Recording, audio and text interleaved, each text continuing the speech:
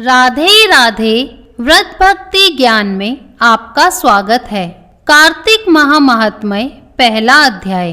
नैमिषारण्य तीर्थ में श्री सूत जी ने 88,000 शौनकादि ऋषियों से कहा, अब मैं आपको कार्तिक मास की कथा विस्तार पूर्वक सुनाता हूँ, जिसका श्रवण करने से मनुष्य के सभी पाप नष्ट हो जाते हैं और अंत समय में वैकुंठ धाम की प्राप्ति होती है। सूत जी ने कहा, श्री कृष्ण जी से अनुमति लेकर देव ऋषि नारद के चले जाने के पश्चात सत्यभामा प्रसन्न हो भगवान कृष्ण से बोली, हे प्रभु, मैं धन्य हुई, मेरा जन्म सफल हुआ। मुझ जैसी त्रिलोक के सुंदरी के जन्मदाता भी धन्य है, जो आपकी 16,000 स्त्रियों के बीच में मैं आपकी परम प्यारी पत्नी बनी।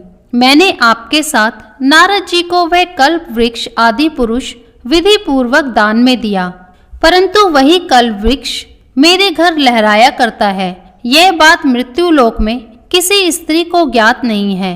हे त्रिलोकीनाथ, मैं आपसे कुछ पूछने की इच्छुक हूँ। आप मुझे कृपया कार्तिक महात्म्य की कथा विस्तार पूर्वक सुनाइए, जिसको सुनकर मेरा हित हो और जिसके करने से कल पर्यंत भी आप मुझसे विमुख न हो। सूत जी आगे बोले, सत्यभामा के ऐसे वचन सुनकर श्री कृष्ण ने हंसते हुए सत्यभामा का हाथ पकड़ा और अपने सेवक को वहीं रुकने के लिए कहकर विलास युक्त अपनी पत्नी को कल वृक्ष के नीचे ले गए। फिर हंसकर बोले, हे प्रिय, 16,000 रानियों में से तुम मुझे प्राणों के समान प्यारी हो। तुम्हारे लिए मैंने इंद्र एवं देवताओं से विरोध किया था।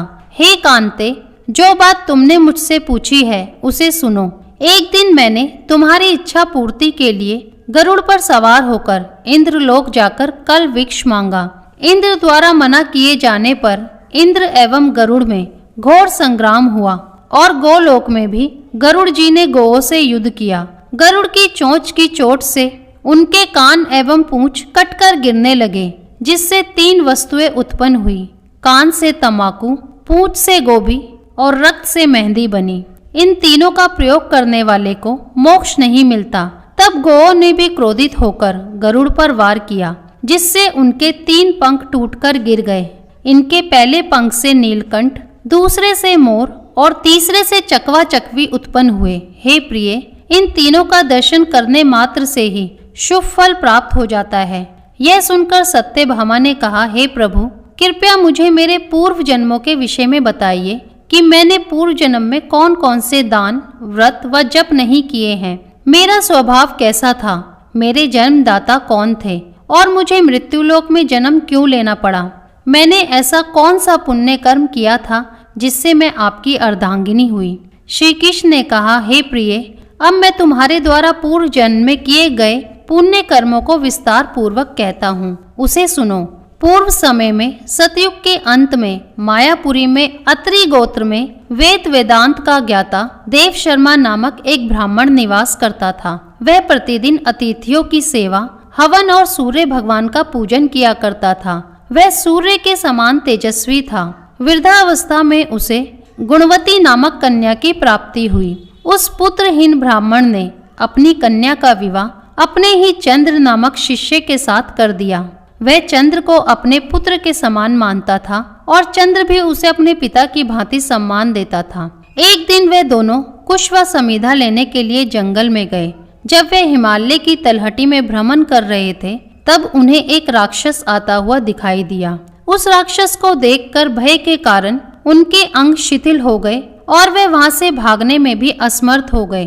तब उस काल के समान राक्षस ने उन दोनों को मार डाला। चूंकि वे धर्मात्मा थे, इसलिए मेरे पार्षद उन्हें मेरे वैकुंठ धाम में मेरे पास ले आए।